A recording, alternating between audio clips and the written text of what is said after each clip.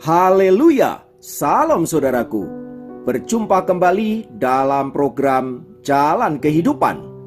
Masih dalam segmen Sapa Jemaat di Rumah, kita akan bersaat teduh bersama-sama agar sepanjang hari yang akan kita lalui hari ini sungguh menjadi hari yang menyenangkan dan diberkati oleh Tuhan.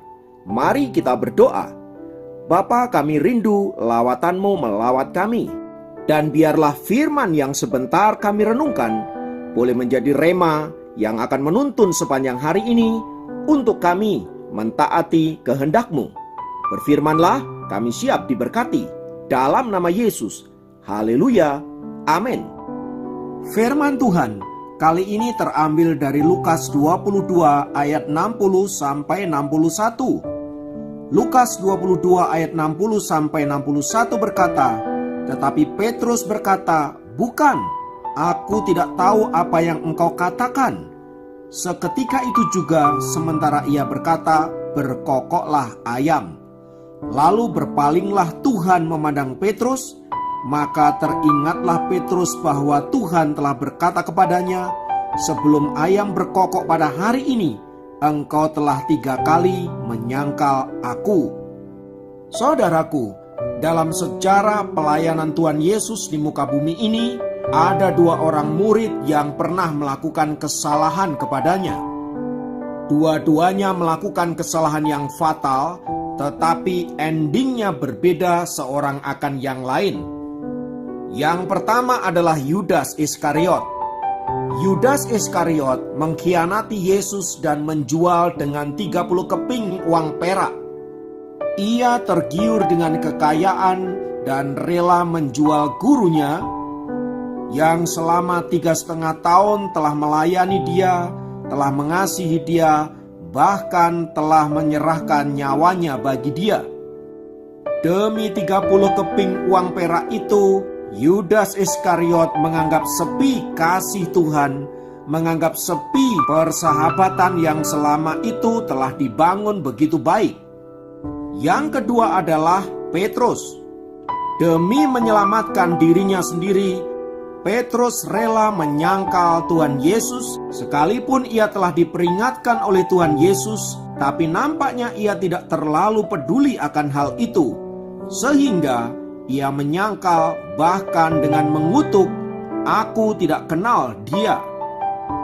Saudaraku, dalam perjalanannya, kedua murid Yesus itu sama-sama menyesali perbuatannya.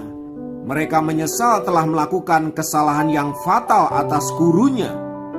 Namun endingnya berbeda sama sekali. Yudas Iskariot melampiaskan penyesalannya itu dengan cara bunuh diri. Dia berpikir bahwa dengan bunuh diri itu dapat menutupi kesalahan yang telah ia lakukan selama ini terhadap gurunya. Padahal dengan bunuh diri, ia tidak menunjukkan sama sekali perubahan hidup. Ia tidak menunjukkan penyesalan yang sesungguhnya. Dengan bunuh diri, sebenarnya dia sedang lari dari tanggung jawabnya terhadap kesalahan yang pernah ia lakukan terhadap gurunya. Dalam hidup ini, ada banyak orang bersikap seperti Yudas Iskariot. Kita telah berlaku khianat, kita telah berlaku jahat terhadap Tuhan, namun bukannya berbalik untuk meninggalkan dosa dan kesalahan kita, tetapi seringkali justru kita semakin larut di dalam dosa-dosa dan kesalahan kita. Berbeda dari sikap Yudas Iskariot itu, Petrus menyesali perbuatannya dan ia berbalik kepada Tuhan. Ia memohon pengampunan, memohon belas kasihan Allah, sehingga oleh hal itu ia dipulihkan, hubungannya dengan Tuhan mengalami pemulihan, dan ia kemudian dipakai oleh Allah menjadi alatnya yang luar biasa. Saudaraku, sikap pertobatan yang benar adalah sikap yang ditunjukkan oleh Petrus itu, di mana ia menyesali perbuatan-perbuatannya yang melawan kehendak Allah, lalu kemudian ia tunjukkan dengan sikap yang benar, yaitu apa? Dia kembali kepada jalan-jalan Tuhan. Dia kembali kepada kehendak Allah dan memilih tunduk sepenuhnya terhadap otoritas Allah dalam hidupnya. Sama seperti Petrus itu, saudaraku, Bila kita menyesali dosa-dosa kita, menyesali tindakan-tindakan kita yang melawan Allah selama ini, baiklah kita datang kepada Tuhan, memohon belas kasihannya, dan bersedia dibentuk oleh Allah, bersedia takluk kepada kehendak dan otoritasnya, sehingga hasil dari pertobatan itu adalah sebuah tindakan nyata yang dapat dilihat dan dirasakan oleh orang-orang di sekitar kita. Sebab pertobatan bukanlah untaian sebuah kata-kata penyesalan, melainkan perubahan hidup. Jadi kalau kita menyesal tetapi hidup kita tidak berubah, itu artinya kita tidak pernah benar-benar menyesali kesalahan-kesalahan yang telah kita perbuat tersebut. Melalui firman Tuhan ini kita diingatkan, saudaraku, bahwa setiap kita punya potensi untuk melakukan hal-hal yang salah dalam hidup ini. Kita bisa saja gagal, jatuh bangun, dan bahkan mungkin menjadi pecundang. Tetapi tidak boleh berhenti sampai di situ, saudaraku. Allah menghendaki untuk kita kembali kepadanya dan mengalami perubahan hidup. Dan hanya oleh kuasa Yesus saja kita dapat mengalami transformasi dan perubahan hidup yang semakin baik ke arah Kristus. Mari kita tinggalkan kelemahan-kelemahan kita di masa lampau. Mari kita tinggalkan kebodohan-kebodohan kita di masa lampau. Mari kita tinggalkan dosa-dosa kita di masa lampau. Mari kita hidup bersama dengan Kristus, dan biarlah hidup kita senantiasa memuliakan namanya. Kiranya Tuhan memberkati kita semua. Mari kita berdoa. Tuhan, dalam nama Yesus, sebagai manusia kami seringkali jatuh bangun dan tak jarang kami mengalami kegagalan. Ampunilah kami, dan biarlah kami boleh kembali kepada Tuhan dan boleh memperbaiki kehidupan kami, perilaku kami, dan pola pikir kami yang selama ini salah. Bawa kami untuk semakin mengenal Engkau, bawa kami untuk boleh semakin menyenangkan hati-Mu. Terima kasih Bapa, inilah hidup kami serahkan ke dalam tangan kasih-Mu. Pakailah kami menjadi alat di tangan-Mu agar melaluinya nama-Mu ditinggikan, dimuliakan. Dalam nama Yesus kami berdoa, haleluya, amin.